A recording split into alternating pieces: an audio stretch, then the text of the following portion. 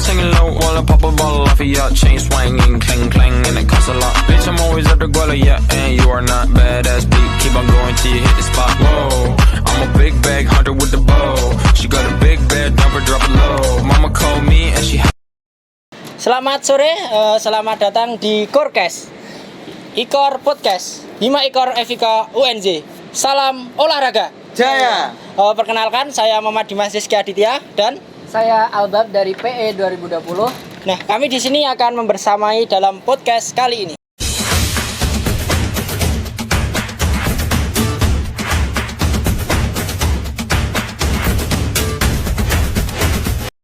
Nah, ini melanjutkan pembahasan kita kemarin yang tentu saja part 1 tayang di YouTube-nya Hima HMPE ya. HMP UNJ. Kemarin kita udah bahas-bahas mengenai apa aja Mas kemarin? Kita kemarin udah bahas mengenai alasan kedua gestar kita masuk ke prodi masing-masing, terus prospeknya apa aja gitu. Terus akreditasi kita juga udah bahas sih. Udah banyak pembahasan ya kemarin ya. Dan kita sekarang melanjutkan nih. Langsung saja mungkin untuk pembahasan yang pertama, kita tetap temanya masih ingat Mas? Temanya apa? Mau jadi apa? Mau jadi apa? Kuliah di ilmu keolahragaan dan pendidikan ekonomi mau jadi apa? Nah, kita melanjutkan mungkin kemarin udah prospek kerja udah ya Mas ya? Udah, berarti saya ke Mas Fajar, bagaimana sih prodi pendidikan ekonomi sendiri? Kan biasanya kalau di fakultas itu banyak lomba ya. Nah, itu biasanya arahnya ke lomba apa aja itu Mas? Kalau di pendidikan ekonomi itu kebanyakan terutama dosen-dosen ya yang ngarahin lomba. Kadang itu kan ada grup angkatan yang bareng sama dosen. Nah, itu biasanya info-info lomba itu bisa di situ. Kemudian untuk dari Hima PS sendiri itu ada juga informasi mengenai informasi lomba. Kebetulan itu jadi proker harian bidangku. Nah, itu nge-share info-info lomba yang kebanyakan itu lombanya terkait dengan karya tulis ilmiah kayak essay, kemudian RKTI dan apa itu RKTI itu Mas? Itu lomba karya tulis ilmiah. Karya tulis ilmiah. Itu biasanya itu eventnya itu tingkat kampus, biasanya entah nasional ataupun biasanya juga di HMP itu ngadain tiap 1 tahun sekali sama Semnas LKTI itu ada. Dari Hima PE ngadain lomba LKTI dibarengin sama acaranya Semnas, seminar nasional gitu. Terus buat lomba-lomba kayak debat juga sering di Hima PE disarankan gitu untuk ikut lomba-lomba debat. Kebanyakan itu ke karya tulis ilmiah sih kalau di PE. Berarti itu kebanyakan dosen itu arahnya ke himanya ya? Yang pertama itu nyuruh ke hima gitu ya? Biasanya kalau itu di-share umum aja. Umum. Kan tadi ada grup yang satu angkatan gitu tapi bareng sama dosen. Nah, biasanya itu grup-grup info-info lomba itu di-share di grup itu. Jadi ya satu angkatan tahu semua. Begitu. Terus biasanya ada ya? Ada. Terus biasanya itu walaupun itu di-share-nya di angkatan 20 misalnya. Nah, itu nanti kontestannya itu bisa milih, kan biasanya berkelompok tuh. Bisa milih dari prodi lain juga bisa. Bahkan ada yang fakultas lain bisa. Fakultas lain gitu. Bisa. Gitu sih. Kebetulan dari Fajar sendiri nih, pernah mengikuti lombanya belum? Kalau dari aku dulu pernah ikut isai, terus bisnis plan Akusara juga pernah, terus kemudian apa sih? Yang isai itu 2 kali deh kayaknya kalau nggak salah. Udah itu aja. Juara? Enggak. Enggak apa kita coba. Belum, jangan bilang. Soalnya itu eventnya itu dulu kalau nggak salah pas tahun 2020 awal masuk deh, jadi Hima gitu. Jadi masih coba-coba gitu aja. Tapi kalau misalkan itu yang banyak ikut lomba itu biasanya itu dari UKM Kristal. Dari apa itu Mas? dari UKM Kristal itu apa itu? Dari FS sendiri itu kayak penelitian gitu. Kayak penelitian juga. Jadi kebanyakan dari mereka itu ikut lomba-lomba yang sifatnya karya tulis ilmiah. Jadi kalau di FE itu kan ada beberapa UKM fakultas gitu ya, termasuk Kristal tadi itu.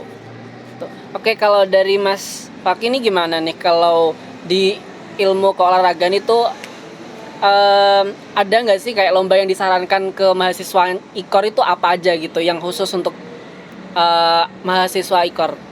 Kalau lomba khusus ya kita masuk ke olahraga gitu ya kan. Iya. Di fakultas olahragaan. Kita seringnya kebanyakan di turnamen olahraga sih.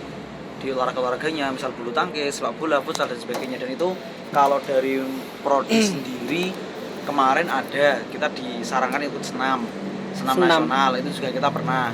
Terus pernah juga lomba cerdas cermat itu di UNJ kita juga pernah. Itu kita juga dapat juara semua kayaknya. Di senam dapat juara, cerdas cermat juga dapat juara. Yang tim kita tuh nggak dapat juara Ya, kita dapat juara, tapi yang lainnya dapat. Kita belum beruntung. Belum beruntung.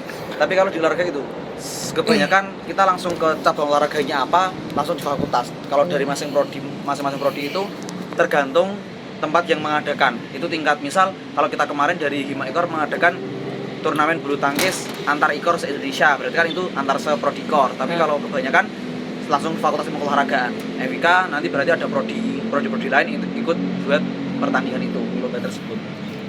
Kalau lomba yang terkait dengan konsentrasi Mas Faki nih kayak yang tadi itu ada nggak? Sejauh ini belum ada kayaknya. Kita belum pernah ya? Belum pernah ada sih. konsentrasi terapi, lomba terapi itu belum ada. Belum pernah belum sih. ada. Kalau manajemen kan kebetulan saya konsentrasinya manajemen. Iya. Nah, biasanya kalau manajemen itu ikut lombanya ya kayak itu ke PKM, kewirausahaan gitu. PKM. Kalau dari Mas Faki pernah ngikut lomba apa aja? Selama kuliah. Iya. Kalau selama perkuliahan itu senam. Senam. Ikut senam dan itu nggak bisa juara. Senamnya itu senam apa? Senam apa Mas Jones itu? senam aerobik. Aerobik. Ya, senam aerobik. senam aerobik. Itu juga diusulkan sama prodi, dibuatkan tim gitu. Itu pas kapan? Itu tahun 2021 awal sebelum puasa. Soalnya itu juga anu sih Mas Faki. Kebetulan pelatih senam kita itu juga lawan kita. Jadi pelatihnya kita tuh juga lawan kita. Nah, yang bisa pelatihnya gitu ya? juara 1. Bagus toh. Bagus. Itu 2021 berarti kalian udah kesini nggak sih? Kalau kita kan masih pandemi kan ya? Udah sih, di itu rumah. Kita dari kebetulan- tahun 2020 ya Mas Dimas. 2020 itu kita udah sampai di kampus, kita udah berperan sama offline, tapi masih ada yang offline sama yang online. Tapi kalau praktek kebanyakan kita udah offline. Praktek mesti offline. Dan itu pun tragedi tahun 2020 semester 1 itu kecelakaan. Aku pas mau UAS voli kalau ingat di gor, Oh, itu iya. kecelakaan nabrak mobil, masih tangannya diperban, kaki diperban, masuk di gor. Tanyain sama Pak dosennya, kenapa Ki? Nabrak mobil, Pak. Udah. Tapi tetap langsung UAS juga. Tetap lanjut UAS. Walaupun tangannya diperban, kakinya diperban. Gitu. Ngelaju dia soalnya. Maju dari Magelang. Dari Magelang. Magelang Jogja ya. Iya. Berapa jam biasanya? Kalau nggak macet 30 menit, tapi kalau macet kayak sore jam 5 pulang kerja gitu, biar Iya 1 sih. jam. Ini tadi 1,5 jam Mas ya. Mampir mana dulu nih? Oh. Nah, mungkin saya melanjutkan pertanyaan dulu ya dari Mas Iya, Fajar boleh. tadi ke Sela. Mungkin kalau mengikuti lomba gitu ya, mahasiswa ikut lomba itu dari dosen itu ada pendampingan khusus enggak sih? Kalau pendampingan khusus itu ada dari dosen-dosen, terutama itu kayak lomba-lomba yang sifatnya nasional gitu ya. Nasional itu ada pendampingan khusus dari dosen-dosen PE. Nah itu biasanya itu diberikan ya kayak pendampingan seperti biasa gitu kayak mengikuti lomba. Tapi itu biasanya sifatnya insentif gitu loh, intensif gitu gitu. Bahkan kemarin teman-teman saya yang ikut lomba yang nasional itu kalau nggak salah di-spend berapa kali pertemuan itu buat mempersiapkan itu loh gitu. Terus gitu bentuk pendampingannya itu seperti apa sih? Kalau Dari bentuk dosennya. pendampingannya secara khususnya aku kurang tahu ke situnya, tapi pada intinya diberikan pelatihan kayaknya ya, diberikan pelatihan terkait cabang lomba yang diikuti. Mungkin ada lagi. Oh ya, terkait Mas Faki. konsentrasi tadi deh. Itu kan tadi ada 4 konsentrasi ya. Oke, konsentrasi. kalau dari mahasiswa kebanyakan mahasiswa ilmu keolahragaan itu konsentrasi mana nih yang paling sering diminati? Yang sering tuh kita di terapi. Kan Terapi. kita ada 4 konsentrasi ya, tadi Iya. konsentrasi terapi, kebugaran, manajemen sama konsentrasi adaptif. Itu kita punya arah sendiri-sendiri. Kalau terapi kan kita nanti maksudnya di medis, di cabang olahraga, di klub, kita nanti jadi medis penanganan pertama. Itu kita masuknya di situ. Tapi kalau manajemen itu nanti biasanya di Menpora, Dispora, terus KONI dan sebagainya. Mungkin jadi IO pertanian juga bisa di manajemen. Terus kalau kebugaran biasanya itu menjadi personal trainer atau personal fisik, trainer fisik kayak gitu. Terus kalau adaptif itu sebagai trainer ibu-ibu hamil, terus orang tua lansia itu juga masuk di konsentrasi. Nah, kalau dari teman-teman ilmu keolahragaan dari tahun ke tahun itu yang mencetak rekor paling banyak minatnya itu di konsentrasi terapi. Itu masih banyak banget. Angkatanku pun sekarang yang masuk di konsentrasi terapi ada 19. Yang bawahnya lagi konsentrasi kebugaran, baru manajemen, baru adaptif. Nah, yang adaptif ini memang dari tahun ke tahun sangat minoritas yang minat ke situ. Tahunku pun juga sekarang cuma 2 orang. Tahun kemarin tidak ada, tahun 18 itu cuma 1 orang. Cuma 2 orang? 2 orang. Dari satu angkatan? Dari satu angkatan. Mantap banget. Seru kan? Ya. Mantap. Kalau cewek cowok kan kayak pacaran. Bener-bener kalau di olahraga itu di olahraga kita difokuskan ke beberapa konsentrasi ketika semester 4. Lah memang paling banyak dari tahun ke tahun itu konsentrasi terapi. Nah, kalau alasannya tahu nggak sih kenapa kok pada milih yang konsentrasi itu, kenapa gitu? Apa spesialnya dari konsentrasi terapi itu? Kalau alasannya itu kembali ke teman-teman sendiri ya. Iya Tapi sih. kalau memang basicnya orang-orang itu kan entah itu dia pengen jadi medis di penanganan pertama olahraga, atau dia pengen jadi badan yang bagus makanya masuk di kebugaran, atau dia pengen jadi seorang manajer suka memiliki hal-hal baru makanya dia masuk di konsentrasi manajemen kayak gitu. Jadi kalau alasannya kenapa kok banyak minat di terapi, mungkin saja ada orang-orang yang dia belum tahu spesifik konsentrasi itu kemana. Itu juga tidak menutup kemungkinan teman-teman yang udah gabung konsentrasi mereka terus ada yang merasa wah kenapa kok ngambil ini ya, itu pasti ada. Iya betul. Kayak kemarin teman kita ada yang masuk konsentrasi terapi, dia pindah ke konsentrasi manajemen gitu. Oh, berarti bisa pindah gitu ya? Bisa pindah pas awal. Pas awal. Oh, pas awal aja. Nah, awal aja. Nggak boleh pindah itu pas kapan? Udah Udah mulai masuk materi yang itu, Oh, materi-materi gitu. yang udah. Kalau terkait konsentrasi itu di awal-awal ada kayak semacam sosialisasi gitu nggak Ada. sih? Oh, ada. Itu konsentrasi kayak gitu disosialisasikan pas PKPP. Ospek jurusan itu loh.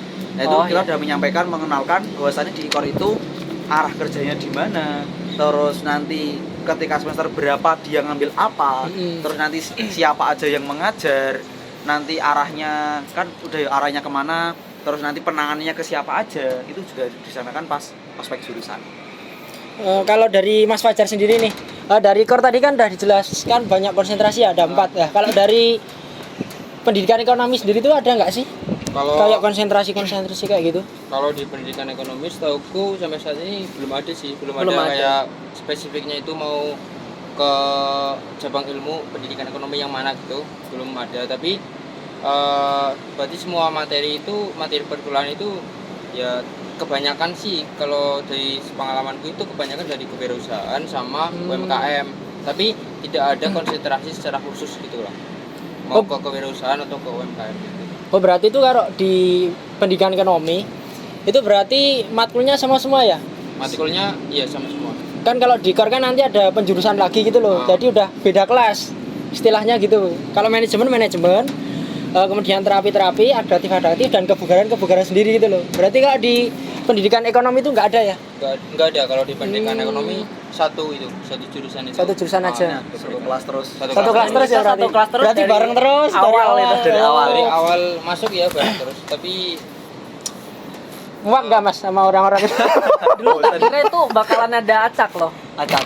Tak kira gitu. Kiranya tuh ada bakalan ada di acak di Kan semester tahunnya kan semester 21. tiga. Iya. Oh gitu. Oh. katanya kan semester 1-2 masih paket tau. Semester 3 boleh ambil sendiri acak gitu kan. Tapi ternyata ya masih satu kelas. Sampai Iya, sekarang tetap satu paket. terus. Nah, Oh. Bosan nggak sih ketemu Mas Albert? Iya loh, bosan nggak sih? Kita beda Sebenarnya- kelas, Oh, beda kelas. Beda Oh. kelas sih. Ada berapa kelas Iya. tuh? Sebenarnya bosen enggak. Soalnya kan 2 tahun toh online. Lah Oh, ya iya baru sih. pertama kali ketemu ya. Betul, ada betul. bosennya toh. Kita ada 3 kelas. Oh, 3 A, B, C. Tapi yang sebelumnya tuh ada kayak semacam kelas unggulan gitu nggak sih? Kalau angkatan yang 19 itu ada Iya. kelas unggulan, tapi pas angkatan kita enggak ada. Nggak ada. Kalau di kita dulu satu kelas ya? Satu Mas kelas Wadi? terus. pas diterima cuma 59 59. orang. Tapi tahun ini 2 kelas ya kayaknya? 2 kelas. Api. Angkatan 21 2 kelas, 21 angkatan sama 22 2 2. kelas. Mungkin aku mau tanya lagi nih. Kalau di Fakultas Pendidikan Ekonomi, prodi Pendidikan Ekonomi, itu kan mesti banyak ya kayak workshop terus webinar kayak UMKM. Lah, kalau dari Mas Fajar sendiri itu pandangannya gimana sih mengenai hal itu gitu loh? Bagus enggak gitu? Kalau bagus enggaknya itu bagus ya, karena itu kembali lagi itu bukan konsentrasi secara khusus ya, tapi iya, kami itu didorong untuk menjadi seorang wirausaha ataupun mengetahui tentang UMKM gitu. Jadi itu sebagai stimulus buat kita mahasiswa PI itu untuk lebih mengetahui, kayak istilahnya itu apa namanya, kalau misalkan ada apa namanya pembicara dari luar yang diundang ke kelas untuk ngasih kuliah itu apa namanya, itu apa pernah ada dosenku itu salah satu itu pernah ngundang salah satu wirausahawan di Jogja. Nah itu disuruh nyampein materi pas waktu kuliah. Oh, yang itu. Jadi kita itu lebih belajar lebih realistis gitu lah.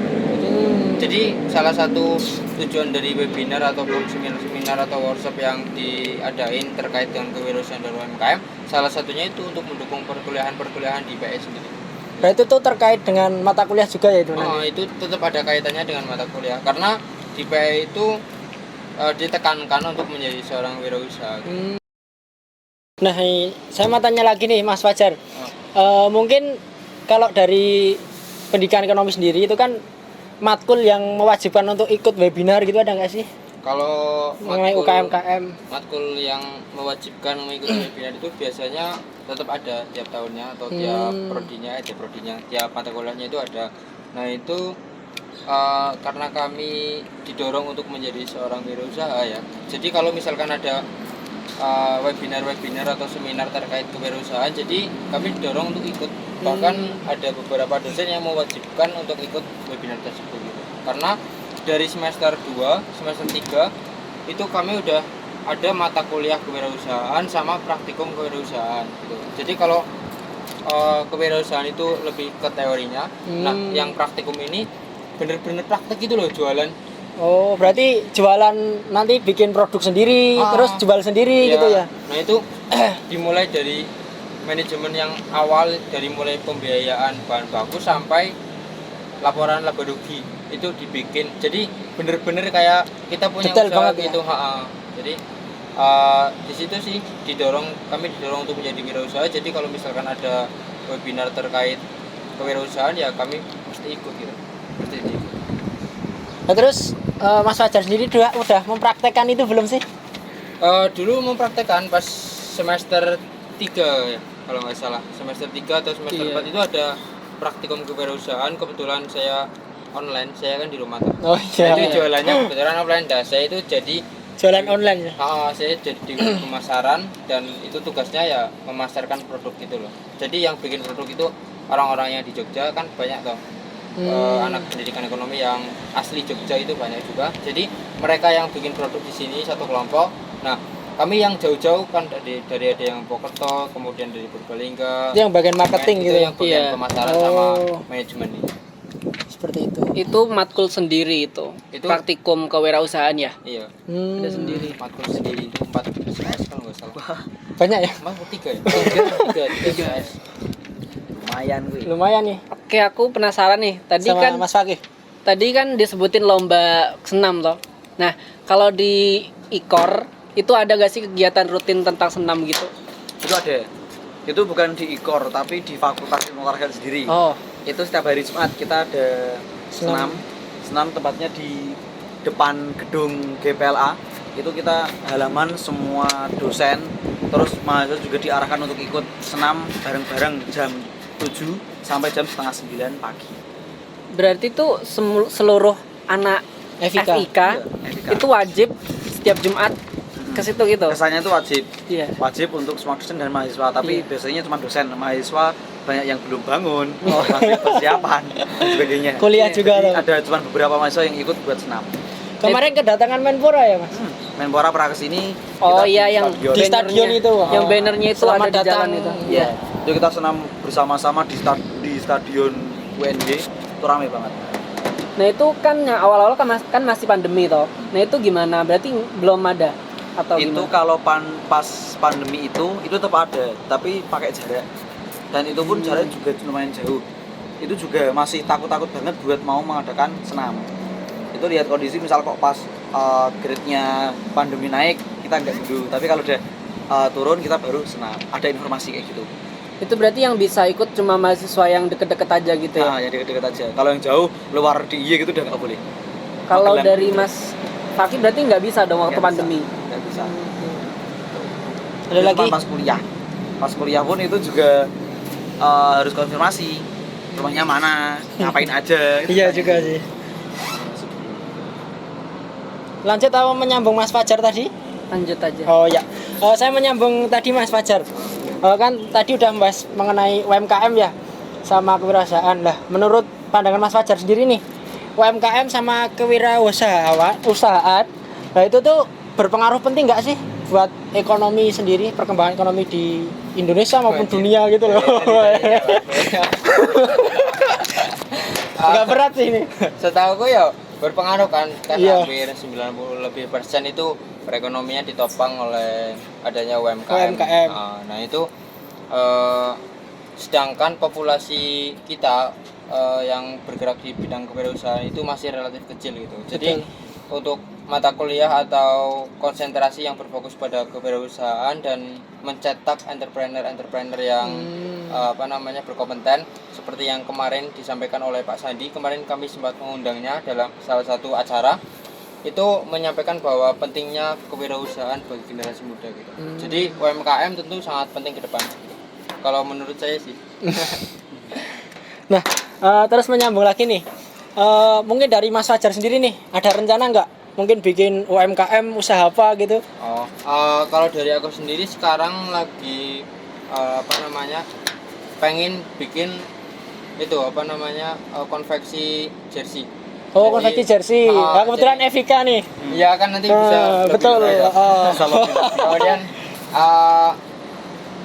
tapi terkendala di desainnya. Jadi saya itu masih fokus ke desain-desain yang kira-kira modern dan pas untuk diterapkan di kehidupan sekarang gitulah. Pokoknya modern lah intinya. Dan nanti untuk konveksinya kita bisa bekerja sama dengan pihak lain gitu. Sementara rencananya begitu sih untuk ke proses kewirausahaannya. Berarti untuk saat ini belum ada usaha sampingan atau apa gitu? Belum ada, tapi kemarin sempat ada yang order beberapa itu beberapa klub dari klub bukan klub sih ya.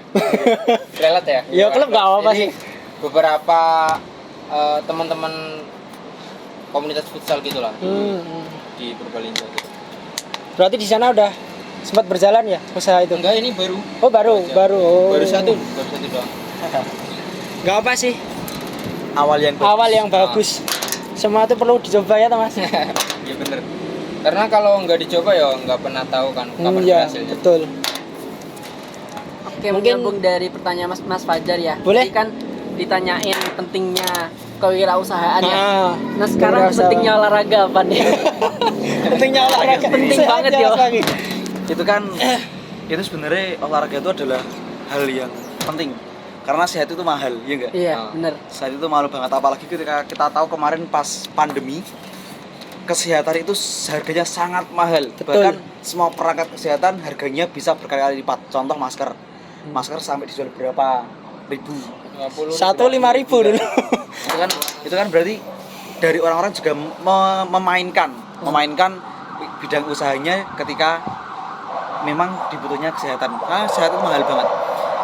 Dikatakan sehat itu mahal, hampir setiap detik. Dosen saya pernah bilang, hampir setiap detik orang itu pasti mengalami sakit. Itu hampir setiap detik. Maka dari itu, kenapa kok orang-orang mengatakan minimal jalan kaki 6.000 langkah, 6.000 langkah, terus dia banyak minum air putih. Karena ya benar-benar tubuh kita itu perlu asupan di kesehatannya itu. Kita harus bisa menjaga tubuh kita. Mungkin kita masih muda, kita belum tahu apa aja yang kita rasa sakitkan. Tapi 10 tahun ke depan, 15 tahun ke depan akan ada satu tulang-tulang kita ataupun organ tubuh kita yang akan keropos sendiri. Betul. Dan juga mengakibatkan kita sakit. Makanya saat itu sangat penting banget. Olahraga itu juga luar biasa pentingnya. Bahkan anak-anak olahraga bisa kelihatan hitam-hitam kayak gini kan, kita juga sering banget disuruh panas-panas. Apalagi kalau jam pagi itu kita nggak boleh berteduh, harus semua kena matahari. Matur renang jam 11 ya. Jam 11. Kalau makanan nih gizi itu juga ada nggak sih kayak di ada pembahasan mata kuliah terkait dengan gizi gitu nggak sih? Ada. Itu sampai kita 2 kali mata kuliah ya. Ilmu gizi olahraga, sama gizi olahraga. Sama masyarakat itu apa? Apa ya? Lupa aku. Lupa. Ada. Pokoknya ada pembahasan yang spesifik buat gizi. Kita kan sebagai olahraga murni, otomatis orang-orang luar, orang masyarakat itu akan berkonsultasi kepada kita. Taunya, ternyata dia tahu olahraga, berarti dia tahu tentang kesehatan. Maka dari itu kita harus memiliki asupan tentang pemahaman gizi. Kita diasupi gizi tentang pemahaman bagaimana cara menjaga pola makan yang baik. Tapi di olahraga sendiri juga beda-beda. Kalau di olahragaan, kalau diambil konsentrasi kebugaran, dia badannya bagus, koker, gagah, besar, terus kulitnya kencang. Beda lagi kalau konsentrasi terapi, manajemen, kelihatan kan? Terapi ya tetap perutnya buncit, apalagi manajemen tetap buncit. Karena kita juga kurang menjaga tentang olahraga tersendiri, tidak imbang antara makan sama olahraga. Kalau anak kebugaran kan mereka imbang, dia makannya apa, dia langsung nanti olahraganya seperti apa. Tapi kalau manajemen sama terapi, kita nggak tahu makanya nanti apa aja yang penting masuk. Apalagi nasi padang ya. Nasi padang kan itu banyak banget lemak-lemak yang datang. Kolesterol juga banyak kan. Tanya kalau di kebugaran tuh ya, setahu aku makanan yang dikonsumsi, kalori yang dikonsumsi, karbohidratnya itu loh harus sesuai. Jadi ada hitungannya sendiri itu. Ada hitungan sendiri. Jadi memang benar-benar porsinya juga ada ketentuan sendiri. Tapi kalau saya, Dimas, apa aja masuk. Yang penting kita sehat dan tidak merugikan. Yang penting murah nggak sih? Murah. Kalau yang penting murah nggak sehat nih. Ini kurang masuk. Kurang masuk sih.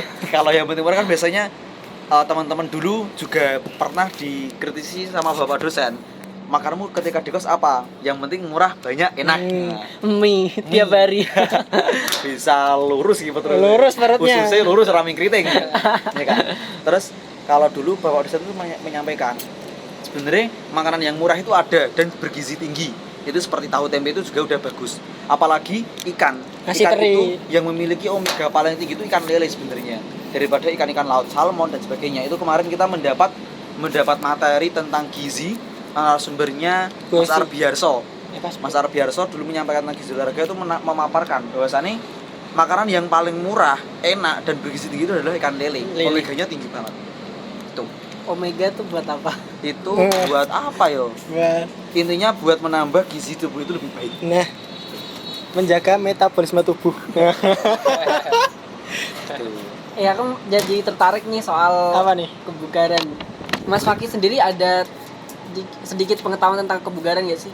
Ada, kita dapat mata kalau kuliah. Saya mau tanya nih, kan kalau dari look saya kayak susah gemuk gitu kan ya. Padahal orang-orang tuh tahu aku makannya banyak gitu, tapi susah gemuk. Nah, dari Mas Fakih pandangannya gimana nih? Itu Faktor bisa saja, bukan keturunan Mas. Tapi itu bisa saja di kehidupan sehari-hari. Kan ada istilah diet.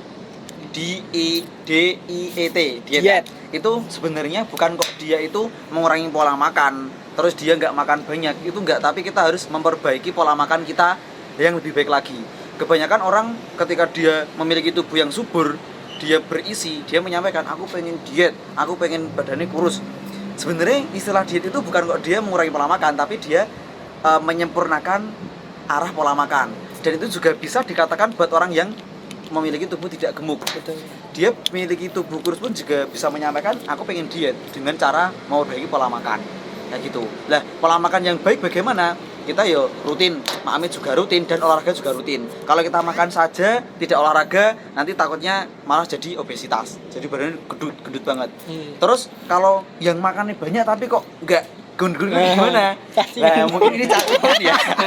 Kita perlu minum obat cacing, mungkin cacing di perutnya gede-gede kan. Tapi enggak.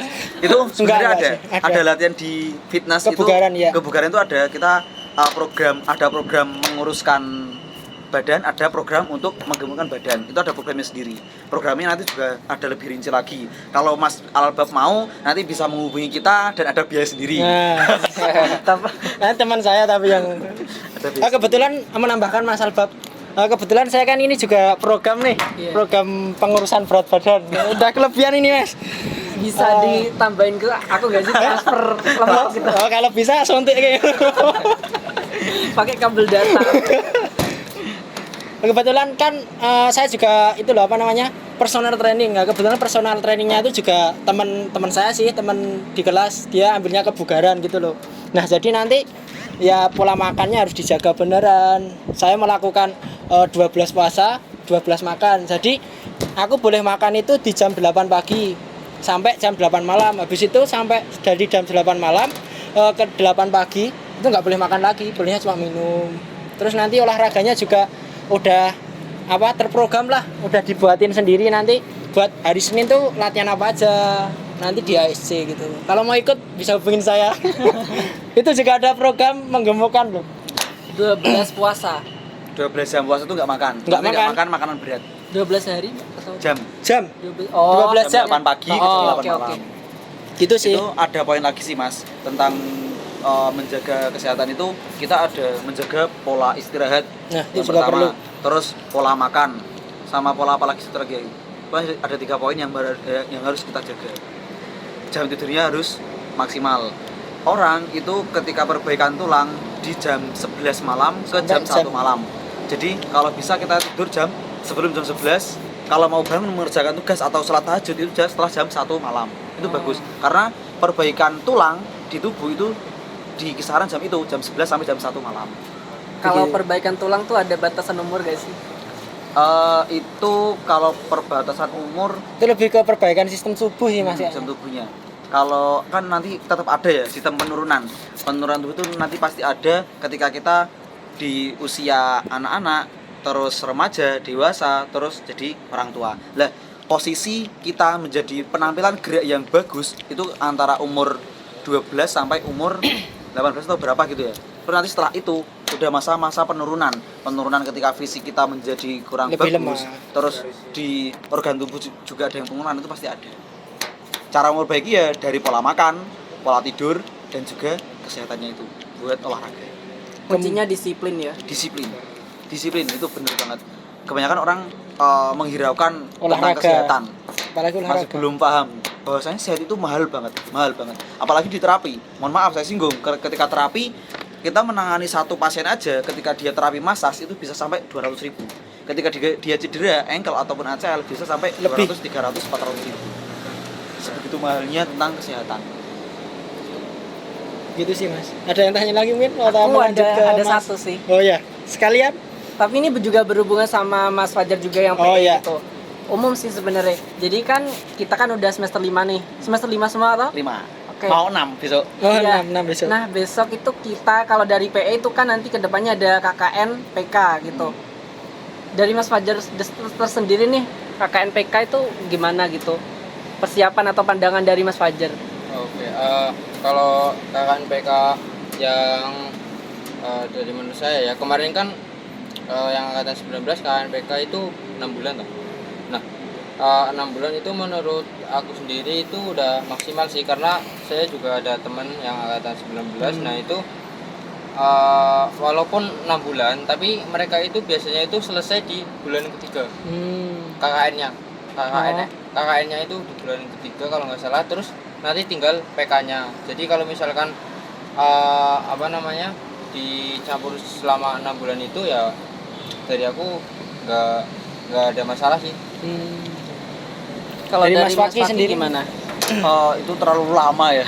6 bulan sebenarnya ya. Karena rata-rata ya nggak sampai 6 bulan udah 3 selesai. bulan ya. Kalau 3 di bulan KOR ada PK gitu enggak ya? Kita praktek Magang. Oh, Lebih magang. ke Jadi- 3 bulan KKN, 3 bulan magang. Oh alah. Jadi nanti kalau semisal yang konsentrasi kebugaran ya, nanti di fitness center gitu. kita jadi ada arahnya sendiri. Jadi nanti Manajemen di ketika KONI. KKN tetap KKN, tapi Di nanti mana? KONI ya, kalau manajemen di KONI di ketika magang juga nanti ada pilihan sendiri dari Menpora. ada yang nggak tahu nanti boleh milih sendiri atau dipilihkan dari pihak fakultas. Seperti Jadi itu kita sih. udah ada arah sendiri dan persiapan KKN pun Yang paling penting itu adalah menyiapkan tentang bagaimana cara kita berbaur ke masyarakat, menjaga adab dan etika ketika berbaur ke masyarakat, dan juga uang saku. Nah, Ya yang paling penting Soalnya uang. kan uang saku lama kan, itu kebutuhan di masyarakat kita nggak tahu di sana itu kita bisa boros atau hemat kan kita nggak tahu. Di sana nggak bisa kerja ya mas. Bisa kerja. Tuh. Berarti juga jadwalnya juga padat gitu. Padat juga kan, itu kan padat juga. Apalagi dia kalau udah punya sampean kerja, Iya. otomatis dia harus menyelesaikan kerjanya dulu Iya. buat fokus ke KKN. Betul sih. Mungkin kalau dari aku cukup ya mas ya. Kalau dari Mas Albab sendiri Udah sih. udah cukup. Kita udah tanya banyak tadi. Iya sih udah banyak banget sih mengenai tema kita mau jadi apa sih. Saya bingung ya Mas kita mau jawabnya. Lihat aja nanti. Lihat aja Lihat aja nanti. nanti, Lihat ya. kejutannya dari kita. Oke, kita tunggu 5 tahun, 10 tahun ke depan. 3 tahun dan Oh, 3 tahun. Oke. Tahun-tahun. Wallahu alam ya. Iya, Allah. Mungkin yang terakhir nih, closing statement dari kalian berdua nih. Apa nih dari pembahasan kita kali ini? Silakan Dari Mas Fakih sendiri? Oke. Di usia muda ini kan kita perlu apa ya?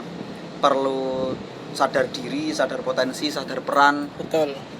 Kalau bukan kita yang meneruskan, siapa lagi kan? 10 tahun ke depan Indonesia ya bakal kita yang akan memperjuangkan dan mempertahankan. Kalau bukan kita, siapa lagi kan? Kalau bukan sekarang, Kapan lagi? Toh? kapan lagi? Kalau bukan di sini, Di mana berawal dari lagi? UNY, di mana lagi? Sebagai seorang organisator, kita di sini ada di Himpunan Mahasiswa Ilmu Kewaragaaan, Himpunan Mahasiswa Pendidikan Ekonomi, perlu memiliki mimpi. Dan ketika mimpi itu, kita harus jadi pemimpin dari semua mimpi-mimpimu. Jangan cuma jadi pemimpi, tapi bangunlah untuk menjadi pemimpin dari semua mimpi-mimpimu. Kita harus bisa memimpin apa yang kita mimpi-mimpikan. Karena itu adalah sebuah acuan kita untuk terus mencapai tujuan yang sudah kita dambakan. Kita sebagai seorang pemuda menjadi seorang generasi penerus yang diharapkan oleh masyarakat Indonesia, teruslah menebarkan kebermanfaatan dan juga kebaikan hingga seluruh dunia dapat merasakannya dan dunia dapat tersenyum dengan apa yang kita berikan saat ini. Mungkin itu aja dari saya. Terima Tepuk kasih. tangan dulu. Sangat mantap sekali nih kata-kata mutiara. Mungkin dari Mas Fajar sendiri nih. Oke, dari aku kurang lebihnya kayak Mas Faik. Jadi kalau statementnya ya, tentunya kita sebagai pemuda itu harus selalu mencoba hal-hal yang baru ya. Karena entah dipandang seperti apa kita nanti di masyarakat, entah mau jadi apa kita nanti di masyarakat, dan entah mau berdampak sebesar apa atau sekecil apapun nanti kita di masyarakat, pada dasarnya kita hanya butuh satu keberhasilan untuk membuktikannya itu semua gitu sih. Jadi buat teman-teman di rumah, semangat, yang gagal diperbaiki, yang belum mencoba silakan dicoba, bekerja keras, karena pada intinya semua kegagalan itu akan terhapus oleh satu keberhasilan. Terima kasih. Oke, Salam ekonomi. Sangat mantap. Salam olahraga. Jaya. Nah, salam ekonomi. Enggak ada. Ya cuma salam ekonomi muda gitu aja udah.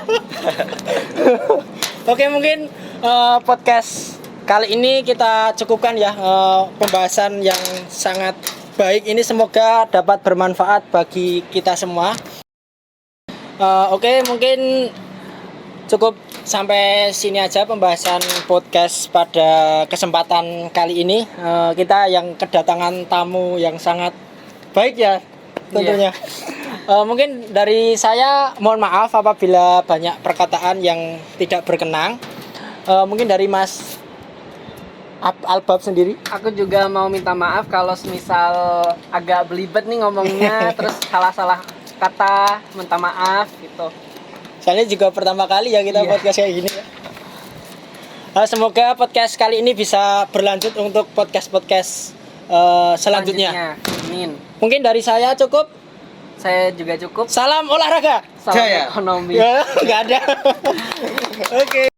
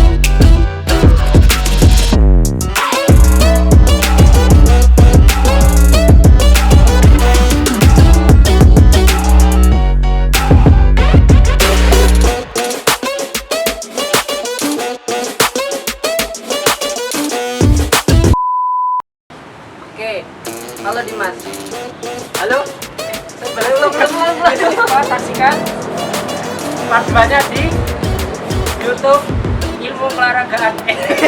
Oke, selamat datang di Koring.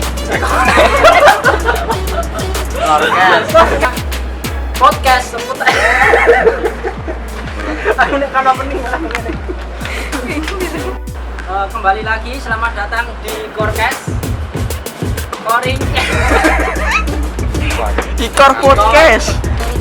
Selamat sore teman-teman semua, kembali lagi di Korkes tentu saja.